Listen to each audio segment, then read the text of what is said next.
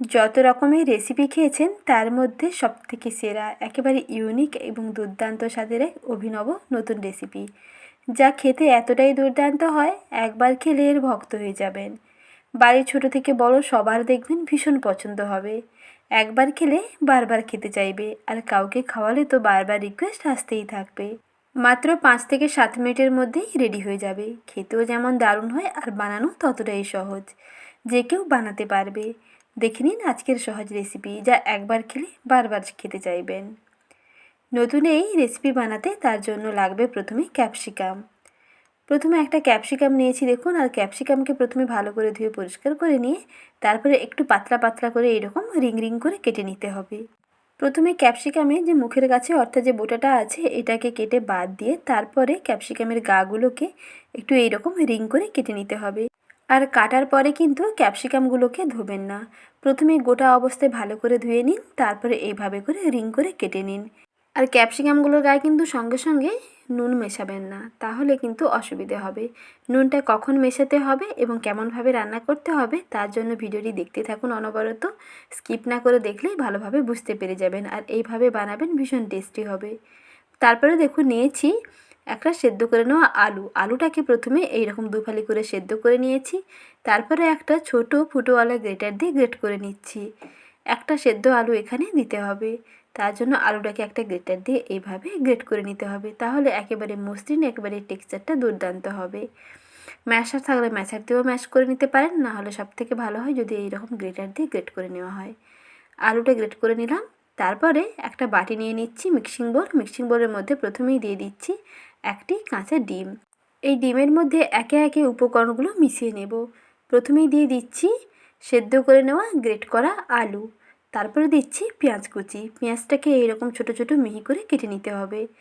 আর দিচ্ছি কুচনো কাঁচা লঙ্কা। কাঁচা লঙ্কাটা একটু বাড়িয়ে কিংবা কমিয়ে নিতে পারেন, ঝাল পছন্দ অনুযায়ী দিয়ে দেবেন। তারপরে দিতে হবে টমেটো কুচি, আর টমেটোটাকে ঠিক একইভাবে ছোট ছোট টুকরো করে কেটে নিয়েছি।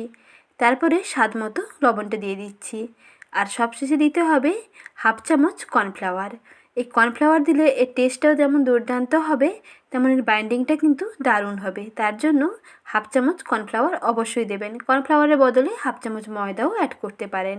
হাতের কাছে কর্নফ্লাওয়ার না থাকলে 1/2 চামচ ময়দা দিয়ে ভালো করে ফেটিয়ে নিন, তাহলে দেখুন বাইন্ডিংটা দুর্দান্ত হবে।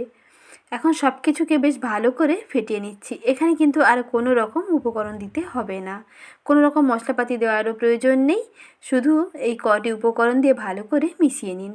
ডিমের সঙ্গে সেদ্ধ করে নেওয়া আলু, পেঁয়াজ কুচি, কাঁচা লঙ্কা কুচি, টমেটো কুচি এবং স্বাদ মতো লবণ আর অল্প একটু কর্নফ্লাওয়ার, সব কিছুকে দিয়ে বেশ ভালো করে ফেটিয়ে নিলেই মিশ্রণটা একেবারে রেডি হয়ে গেল। এখন পরের প্রসেসে চলে যাচ্ছি। তার জন্য একটা কড়াইকে গ্যাস ওভেনের মধ্যে বসিয়ে গ্যাসের আঁচটাকে মিডিয়ামে রেখে এর মধ্যে আমি 2 চামচ দিলাম সাদা তেল। তেলটাকে বেশ ভালো করে গরম করে নিয়েছি। গরম তেলের ওপরে ক্যাপসিকামগুলোকে প্রথমে বসিয়ে দিচ্ছি। তারপরে অল্প করে লবণ এই পর্যায়ে ক্যাপসিকামের উপর ছড়িয়ে দিতে হবে, তাহলে টেস্টটাও দুর্দান্ত হবে। আর ক্যাপসিকাম থেকে কিন্তু জল ছাড়বে না, কিংবা ক্যাপসিকামকে প্রথমে লবণ মিশিয়ে দিলে ক্যাপসিকামগুলো বেশি নরম হয়ে যেত, তাতে এর শেপটা কিন্তু একটুও ভালো হতো না, তাতে খেতে বেশি ভালো লাগতো না, আর বানাতেও একটু অসুবিধে হতো। তাই প্রথমে না লবণ মিশিয়ে ক্যাপসিকামগুলোকে কড়াইতে দেওয়ার পরে তারপর সামান্য অল্প একটু লবণ দিয়ে দেবেন। তারপরে সেই মিশ্রণ থেকে 2 চামচ করে মিশ্রণ নিয়ে এইরকম ক্যাপসিকামের মাঝখানে ফাঁকা স্থানগুলোতে ভরে নিতে হবে। তারপর গ্যাসের আঁচটাকে একেবারে মিডিয়াম টু লোতে রাখতে হবে, না হলে কিন্তু নিচে তাড়াতাড়ি চোখা লেগে যেতে পারে। তাই একেবারে লো ফ্লেমে কিছুক্ষণ পর্যন্ত একটু ঢাকনা দিয়ে ঢেকে দেবেন। যখন দেখবেন যে মোটামুটি একটু হয়ে আসছে, তখন অপর সাইডটাকে উল্টে দিতে হবে। এইভাবে প্রায় 1 মিনিট মতন ঢাকা দিয়ে দিলাম। 1 মিনিটের মধ্যেই দেখবেন ওপরটা বেশ সুন্দর একটু শুকনো শুকনো হয়ে যাবে। একটু যখন শক্ত হয়ে যাবে তখন অপর সাইডটাকে এইভাবে উল্টে দিন। তারপরে আবারও ঠিক একইভাবে 1 থেকে 2 মিনিট অপেক্ষা করুন একটু ঢাকনা দিয়ে। ঢাকনা দিয়ে রান্না করলে ডিমটা ভেতর থেকে বেশ সুন্দরভাবে রান্না হয়ে যাবে এবং ক্যাপসিকামগুলো দেখবেন বেশ ভালোভাবে রান্না হয়ে যাবে, বেশ সুন্দর সেদ্ধ হয়ে যাবে। তার জন্য একটু ঢাকনা দিয়ে ঢেকে দিচ্ছি আরও 1 থেকে 2 মিনিটের জন্য, যাতে ভেতর থেকে বেশ সুন্দরভাবে রান্নাটা হয়ে যায়। এইভাবে বেশ 2টা পাশ যখন ভাজা হয়ে যাবে, রেডি হয়ে যাবে দুর্দান্ত স্বাদের ইউনিক ক্যাপসিকাম ডিমের নতুন রেসিপি। গরম ভাতেও ফাটাফাটি লাগবে, কিংবা খালি মুখে স্টার্টার হিসাবে দিতে পারেন, তাতেও দেখবেন খেতে আরও দারুণ লাগবে। ছোট থেকে বড় সবার দেখবেন ভীষণ পছন্দ হবে। যারা ক্যাপসিকাম খেতে পছন্দ করে না কিংবা ক্যাপসিকামে একটু নাক ছিটকোয়, তাদেরকে এইভাবে একবার ডিম দিয়ে ক্যাপসিকামটা বানিয়ে দেখুন, তারাও দেখবেন চেয়ে চেয়ে খাবে। বাড়ির সবার ভীষণ পছন্দের এবং দুর্দান্ত স্বাদের একটি ইউনিক রেসিপি। কেমন লাগলো কমেন্ট সেকশানে জানাবেন। দেখুন দুই দিকটা বেশ সম্পূর্ণ ভালোভাবে ভাজা হয়ে গেছে আর ভেতর থেকেও খুব সুন্দরভাবে ভাজা হয়ে গেছে। এখন এটাকে একটা প্লেটের মধ্যে নামিয়ে নিচ্ছি। দেখতে যেমন অপূর্ব হয় বন্ধুরা, খেতেও তেমন ভীষণ টেস্টি হয়। বাড়িতে ক্যাপসিকাম এবং ডিম থাকলে আর হাতে মাত্র 10 মিনিট সময় থাকলে চটজলদি এই রেসিপিটি একবার হলেও ট্রাই করে দেখুন। খেতে দেখবেন দারুণ লাগবে, আর যাকে খাওয়াবেন প্রশংসা পাবেনই পাবেন, বারবার রিকোয়েস্ট আসতেই থাকবে। দেখুন কি অপূর্ব লাগছে দেখতে।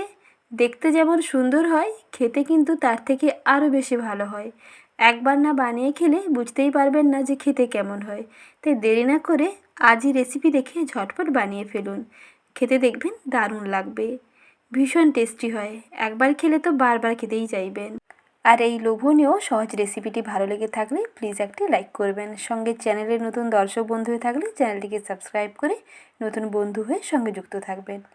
ভালো থাকবেন। রেসিপি দেখার জন্য ধন্যবাদ।